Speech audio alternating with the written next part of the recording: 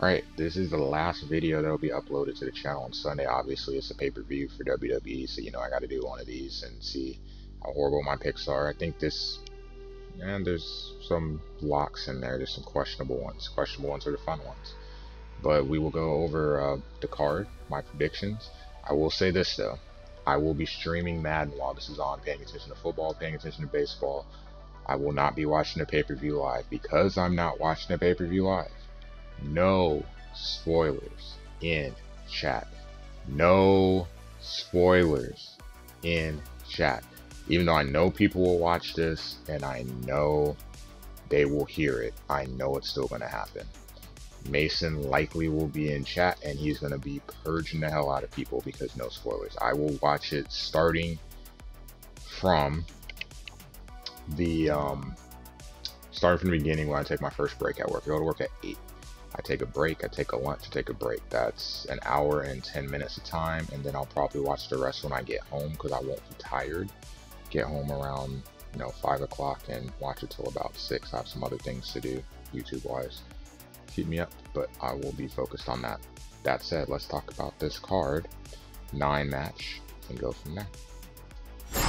First off, the kickoff match, and I'm kind of disappointed that Asuka's being relegated to it, but this tells me two things. One, it's more speaking more about Zelina Vega than it is about Asuka. I mean, granted, I'm not a big fan of how Asuka has been portrayed on Raw and SmackDown at times, because I feel like she's been treated as less than great when she is deserving of that, the adulation and that placement on the card.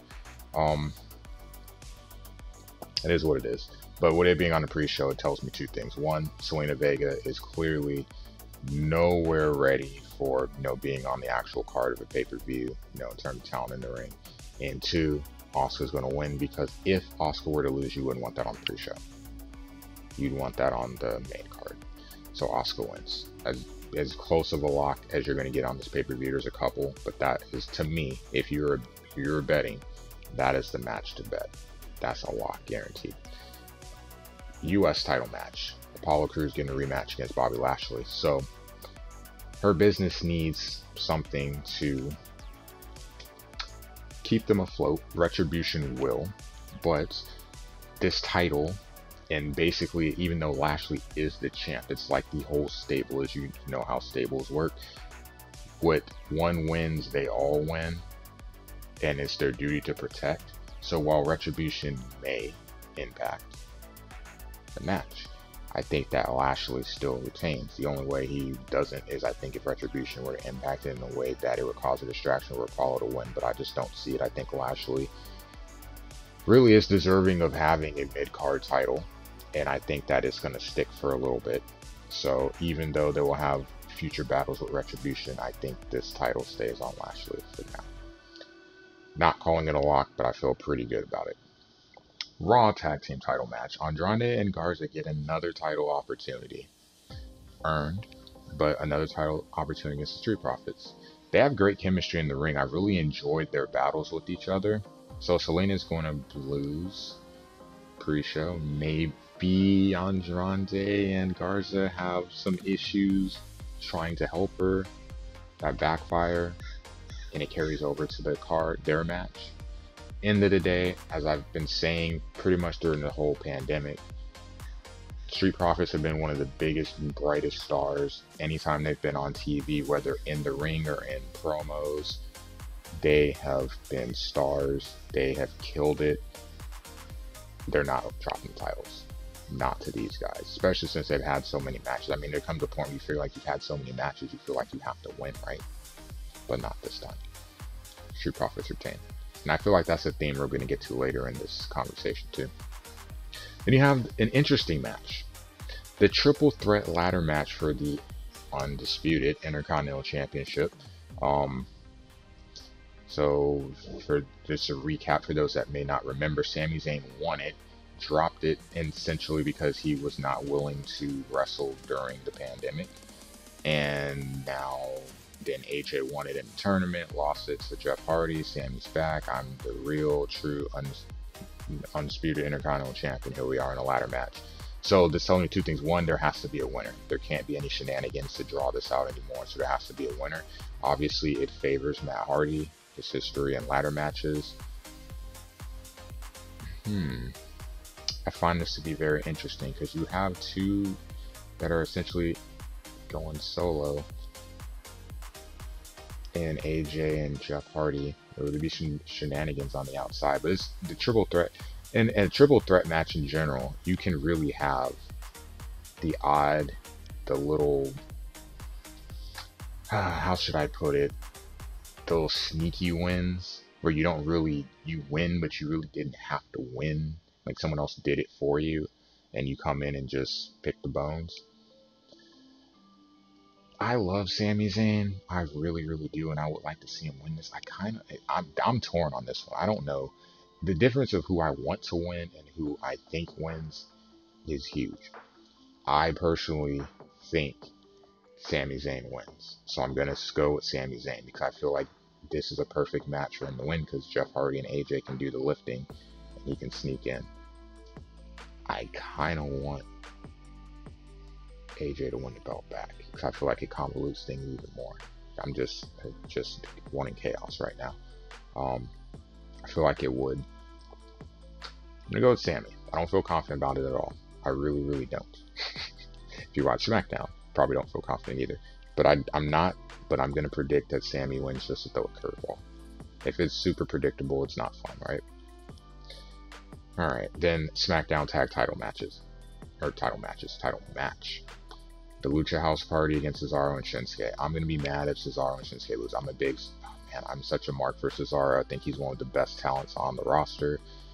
He gets a bad draw for reasons that I can't really speak to because I don't understand why. I mean, I can kind of understand why. I think we all can, but it bothers me that he doesn't get the push that I really feel that he should. So for that reason alone, Shinsuke kind of falls in the same boat with Cesaro. I think Lucha House Party will make this interesting. They've had some cool interactions on SmackDown between the teams individually. You know, good chemistry in the singles matches. But bottom line, no. Cesaro and Shinsuke need to keep these belts, so they retain. Speaking of tag teams, let's jump to the other gender in the women's title match. So you have Nia and Baszler defending against Liv and Ruby. It's just still crazy seeing Liv and Ruby as teammates. I mean, I expect that to stick for a while, which in this case I kind of hope so because I need them. I like Liv. I think most people do and want to see her do well. So her and Ruby staying as a tag team will give them both something, a program to work with. But you can't tell me that you put the belts on Nia and Shayna and that they're going to turn on each other. Because I feel like that's eventually going to happen. That it's going to happen this soon. I feel like it's down the road. It's way, way too soon. So this is kind of an interesting one because let's be honest. Baszler is like, it's hard to see her having to. When I'm looking at the match, like I'm trying to see how they can lose. And this is the problem with this tag team, which is why I'm curious to see who they eventually drop the titles to and how. I feel like inner shenanigans will have to happen between the two of them, but I find it hard to imagine how they can lose this match. Shayna by herself will dominate. Nia by herself will dominate. The only thing you can have is them not being able to get along. But even then, like, I just can't see it being a big deal with this particular tag team. No offense to Liv and Ruby. They're going to keep the tag titles for a bit. They retain. Sticking with SmackDown, a theme that came earlier. I said, if someone losing over and over, you think at some point they'd have to win, right? Bayley defending her SmackDown Women's Championship against Nikki Cross for like the 5th time. It's not, but it's been a couple times. Nikki's failed every time. She does not have, clearly, Alexa in her corner now with what's going on with Alexa.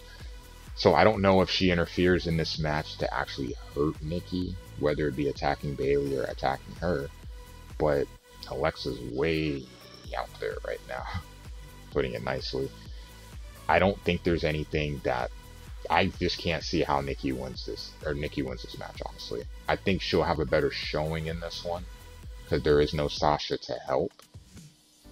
But let's be honest, if you're going to have Sasha get betrayed by Bayley, you're not going to have Sasha interfere in a match to cost her the belt. You're going to want to wait and get your title match. You attack her, and then you get that one-on-one match. So, pretty sure we all understand Bayley's retaining. This is a lock. Book it. Bayley retains. Speaking of locks, the next one, I don't even have to look at the next card. Because I already know. I don't have to look at the card to see what the next match is. I already know. Reigns against Uso. Reigns wins. Just be honest. You put him with Paul Heyman, there's no chance, cue Vince McMahon, no chance in hell that Reigns loses this match. This is as big of a lock as Asuka. It may even be bigger. I just say Asuka is more because of the placement on the card. But let's be honest, we're in for a long Roman Reigns title reign. Now is clearly not who he's not dropping it to a, no offense to Jimmy and Jay, great tag teams, but individually they have not done anything clearly because they've been tagging their whole career. They haven't done anything to really stand out. So this was not the time to even joke around with putting a title on someone, even if it's just a hot shot to give it back to Roman. It's not going to happen. Roman's going to dominate. He's going to win. I think it'll be a good match, good showing. Reigns, as much as I may dislike Reigns, he is a good worker in the ring. He'll sell it, make it look good, but Reigns going to dominate. Dub. And then the last one, the one that I have the biggest question mark on, and the one that is probably going to dictate how I feel about the pay-per-view, the ambulance match. Mr. McIntyre with his broken jaw against Randy Orton in an ambulance match.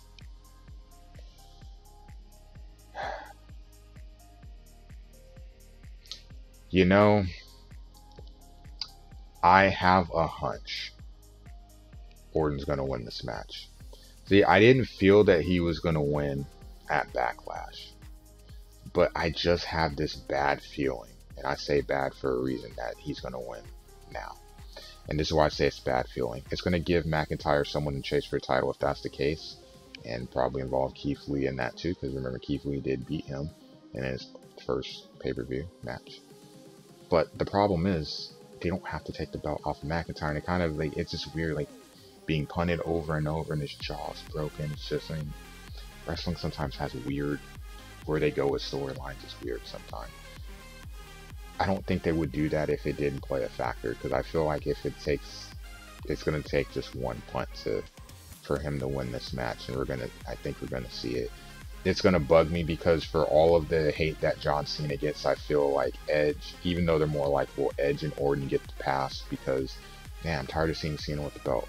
So then why is it okay to see these other guys constantly win the belt and win the belt and win the belt and win the belt? But I'm willing to somewhat give Orton the pass if that's the case, because with Edge getting hurt, that's kind of turned completely around what the trajectory of what Edge and Orton were going to do and what was going to happen after is kind of changed.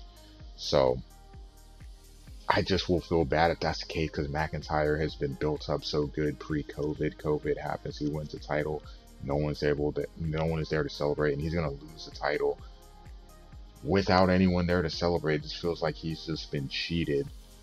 Not his fault, but it just feels like he's been cheated of a great opportunity because of circumstance.